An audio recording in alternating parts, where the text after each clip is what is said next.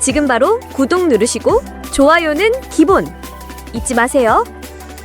소상공인 자영업자분들을 위한 정부 지원 사업?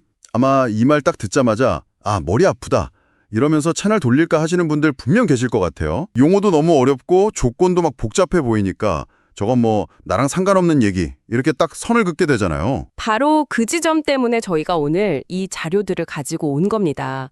정부가 발표한 소상공인 지원책 관련 보도자료들인데요. 사실 이런 정책일수록 정보의 비대칭성, 이게 가장 큰 문제거든요. 맞아요. 정작 필요한 분들은 어렵고 복잡해서 놓치고 아는 사람만 딱 혜택을 보는 거죠. 맞아요. 그래서 오늘 저희의 임무 아주 명확합니다. 이 복잡한 정책 자료들 속에서요, 핵심만 쏙쏙 뽑아드릴게요. 그래서 이걸 듣고 계신 바로 당신이, 그래서 내가 뭘 받을 수 있는데 어떻게, 이 질문에 대한 답을 명확하게 얻어가시도록 하는 겁니다. 좋습니다. 오늘 저희가 집중적으로 파헤쳐볼 두 가지, 바로 소상공인 성장 촉진 보증부 대출하고 소상공인 더 드림 패키지입니다. 어떤 분들에게 가장 유용한 정보일지 함께 찾아보겠습니다. 좋습니다. 그럼 첫 번째 덩어리부터 한번 제대로 파헤쳐보죠. 소상공인 성장 촉진 보증부 대출, 어떤 혜택을 받을 수 있는 건가요? 혜택이 꽤 실질적입니다. 대출 한도는 개인 사업자는 최대 5천만 원, 법인 사업자는 최대 1억 원까지 가능하고요. 네. 상환 방식도 부담을 많이 덜어주는 구조예요. 최장 10년에 걸쳐 나눠 갚을 수 있고 처음 최대 3년까지는 원금 상환 없이 이자만 내는 거치 기간을 설정할 수 있습니다. 거치 기간이 성견이나요? 네, 사업 초기에 자금 압박을 크게 줄일 수 있는 거죠. 그리고 여기서 가장 중요한 포인트 중 하나가 보증인 것 같아요. 보증 비율이 90%라고 나와 있는데 보증 비율 90%라는 건요, 은행 입장에서 리스크 계산법을 완전히 바꾸는 거거든요. 만약 사장님께 5천만 원을 대출해줬다가 최악의 경우에 문제가 생겨도 은행이 실제로 떠안는 손실은 그 10%인 500만 원뿐이라는 뜻이에요.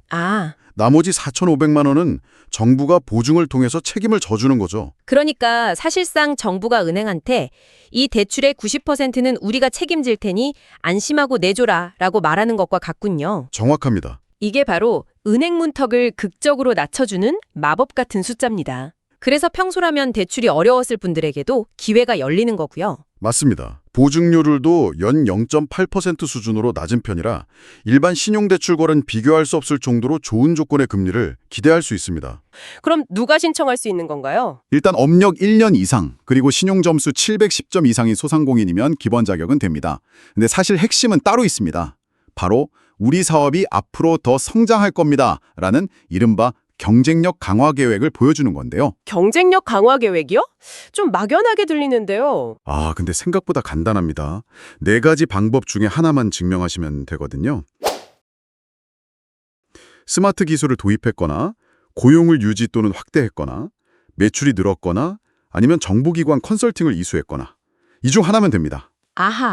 예를 들어서 제가 동네에서 작은 빵집을 한다고 치면요. 배달 앱이랑 연동하려고 태블릿 PC 하나 새로 사는 것만으로도 스마트 기술 도입으로 인정받을 수 있다는 뜻이네요. 바로 그겁니다. 거창한 계획이 아니어도 되는 거죠. 이 4가지 조건이 사실 흥미로운 점이 단순히 매출이라는 숫자만 보지 않겠다는 정부의 의지가 보이는 거거든요. 네, 키오스크를 설치하거나 직원을 더 채용하는 것도 성장으로 인정해주겠다는 거니까요. 작년 말하고 비교해서 직원을 그대로 유지했거나 오히려 더 채용한 경우에 해당돼요. 요즘같이 인력 구하기 어렵고 인건비 부담 큰 상황에서 고용을 유지하거나 늘린다는 건 그만큼 사업이 안정적이거나 확장되고 있다는 가장 확실한 증거 중 하나로 보는 겁니다. 그리고 마지막 4번째 기준이 바로 컨설팅이에요. 최근 1년 안에 지역신보나 소상공인시장진흥공단 같은 공공기관에서 주관하는 경영 컨설팅을 2회 이상 또는 총 4시간 이상 받은 경우인데요. 이건 정부가 단순히 재무제표상의 숫자만 보는 게 아니라 사장님의 성장 의지라는 무형의 자산까지 평가하겠다는 신호로 볼 수 있습니다. 단순히 조건을 나열한 게 아니라 정부가 어떤 소상공인을 성장형으로 보는지 그 관점이 담겨 있군요. 맞습니다. 좋습니다. 그럼 이 편리하고 좋은 대출 어디서 언제부터 신청할 수 있는지 알려주시죠. 이미 많은 은행에서 시작했습니다. 11월 17일부터 농협, 신한, 우리, 국민, IBK 기업은행, SC제일, 수협, 제주은행까지 8곳에서 먼저 문을 열었고요. 네. 11월 28일부터는 하나, IM, 부산, 광주, 전북, 경남은행까지 6곳이 추가로 합류합니다. 거의 대부분의 시중은행과 지방은행에서 가능하다고 보시면 됩니다. 인터넷 은행은 없나요? 인터넷은행 3곳, 카카오, 토스, K뱅크는 모든 과정을 비대면으로 구현해야 해서 시스템 개발에 시간이 좀 더 필요하다고 해요.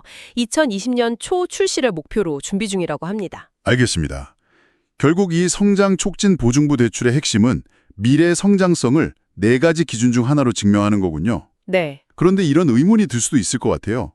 나는 스마트 기술 도입 같은 미래 계획보다 지난 몇 년간 성실하게 빚 갚아온 게 내세울 전부인데 바로 그런 분들을 위해 정부가 마련한 답이 있더라고요. 네, 정확하게 보셨습니다. 지금까지 이야기한 게 미래의 가능성을 보고 투자하는 공격수 같은 정책이라면 지금부터 살펴볼 건 그동안 묵묵히 자기 역할을 다해온 성실한 미드필더를 위한 보상에 가깝습니다. 이름부터 희망적인 소상공인 더드림 패키지입니다. 핵심 대상이 성실 상환자라는 점이 인상적이에요. 맞습니다. 그동안 대출금을 연체 없이 잘 갚아온 분들에게 더 좋은 조건으로 새로운 기회를 드리겠다는 취지입니다. 첫 번째, 소상공인 가치성장 대출은 뭔가요? 이건 더드림 패키지 안에서도 성장 잠재력이 특히 높은 소상공인을 위한 상품입니다. 예를 들어 디지털 전환을 선도하거나 해외 수출을 하거나 혁신적인 기술을 가진 분들이 주요 대상이에요. 오, 혜택이 아주 파격적인데 대출 한도가 무려 최대 30억 원에 달하고 금리도 최대 1.5%포인트나 감면해줍니다. 30억 원이요? 이건 스케일이 다르네요. 네, 그렇죠. 자료에 나온 예시를 보니까 더 와닿는데요. 해외 수출 계약을 맺은 소프트웨어 개발 업체가 추가 연구개발 자금으로 10억 원을 이 대출로 받으면 금리 1.5%포인트 우대로 연간 1,500만 원의 이자 비용을 아낄 수 있다고요. 이건 정말 날개를 달아주는 수준인데요. 그렇죠. 본격적인 스케일업을 꿈꾸는 기업에게는 더할 나위 없이 좋은 기회입니다. 그리고 두 번째 상품이 우리 주변에서 더 흔히 볼 수 있는 사장님들을 위한 골목상권 소상공인 활력 대출입니다. 이건 이름 그대로 우리 동네 골목 사장님들을 위한 거군요. 네, 전통시장이나 골목상권에서 가게를 운영하는 분들, 그리고 프랜차이즈 가맹점을 운영하는 소상공인 분들이 대상입니다. 대출 한도는 최대 5천만 원, 금리 우대는 앞선 상품과 마찬가지로 최대 1.5%포인트를 적용받을 수 있습니다. 그럼 이 두 가지 더드림 패키지 상품은 어디서 신청해야 하나요? 소상공인 가치성장 대출과 골목상권 소상공인 활력 대출, 이 두 상품은 모두 IBK 기업은행에서 전담하고 있습니다. 기업은행 대표번호 1566-2566으로 문의하시거나 가까운 지점을 방문하시면 됩니다. 자, 오늘 정말 알찬 내용들을 살펴봤는데요. 마지막으로 듣는 분들을 위해 한번 정리해 볼까요? 오늘 이야기한 두 가지 큰 정책 흐름이 있었어요. 이걸 이렇게 나눠서 생각하시면 편할 것 같습니다.